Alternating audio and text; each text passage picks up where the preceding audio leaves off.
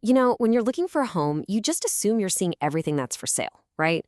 But what if I told you there's a kind of hidden market, a whole world of homes you might never see online? Today, we're going to dive into the really fiery debate over private listings, and we're going to see it through the eyes of one CEO whose stand on this pretty much shook the entire industry. And this quote right here from Redfin's longtime CEO, Kelman, well, it just cuts right to the heart of the whole thing. It's all about fairness. It's about a really basic question. Who gets to see which homes are actually for sale? This whole idea of a secret handshake, that's exactly what he was fighting against.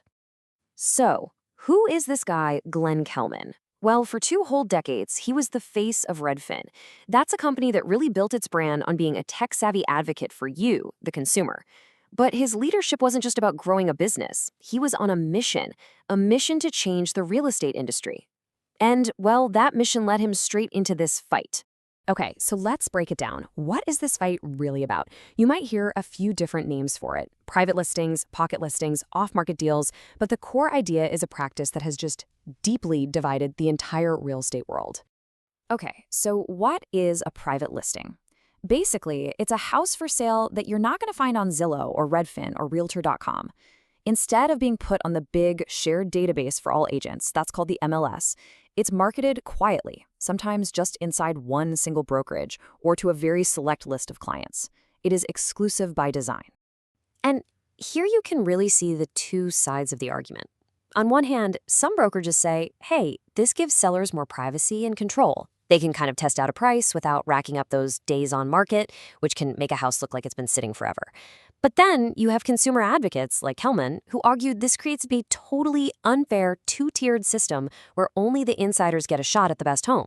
Now, you might think Redfin would just automatically side with other tech companies like Zillow against traditional brokerages. But Kelman's position, it was actually way more nuanced than that. He wasn't just picking a team here. He was drawing a line in the sand based on a very specific principle. And this is where you can see Redfin's really unique stance. See, Kelman actually agreed with Compass on one big thing. Sellers should have control over how their home is marketed, the photos, the description, all that stuff. But he sided firmly with Zillow on that second crucial point.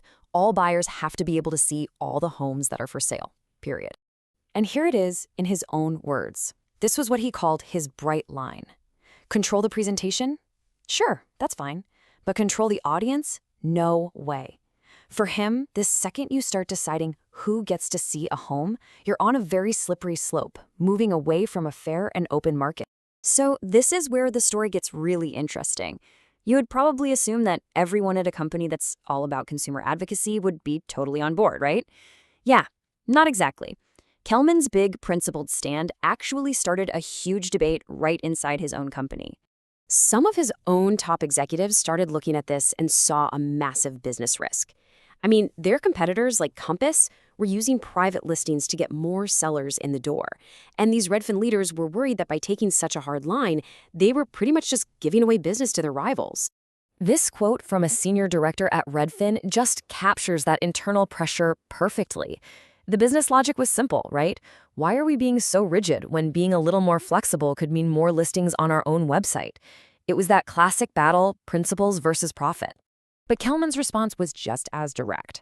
For him, this wasn't really a business strategy. It was a question of identity. He basically argued that Redfin's entire brand was built on being the consumer's champion, and this was the moment to actually prove it. So in his mind, it was an easy call. Okay, so we've talked a lot about CEOs and corporate strategy, but what does any of this actually mean for you? Why should you, as a home buyer or a seller, care about this high-level industry fight?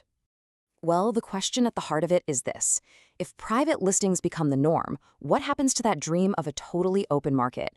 What happens to the promise that technology was supposed to make all of this easier and more accessible for every single person?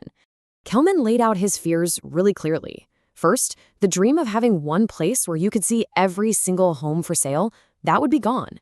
Instead, you'd be forced to jump between a dozen different brokerage sites, and you'd always have that nagging feeling that you're missing out on your dream home just because you don't have that secret handshake. The market just becomes fragmented and, at its core, way less fair. As Kelman was getting ready to step down after those 20 years, his thoughts on this fight became less about just one policy and more about his entire career, about what it all really meant at the end of the day. I mean, listen to that. That is a remarkably honest thing for a CEO to say. It's a really powerful reminder that beyond the profits and the market share, there's this human desire to just leave things better than you found them. He saw this as a make or break moment for the soul of the entire industry. This was his whole mission boiled down. He got into what he called the racket, to use software to make the whole process more efficient and more fair for everybody. He saw private listings as a huge step backward, using tech not to open doors, but to build new walls. And this really defines his whole perspective. The fear wasn't about losing business to a competitor. It was about the risk of winning with a strategy that he truly believed was harmful. That fear of building something that was good for a business and bad for the world, that's what drove his decision. And so that leaves us with this final question. The battle that Glenn Kelman fought, it is far from over.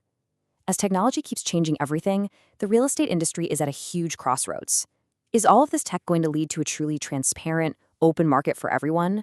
Or are we going to see more of these exclusive, walled-off gardens where you still need to know that secret handshake? The future of how we all buy and sell homes really hangs in the balance.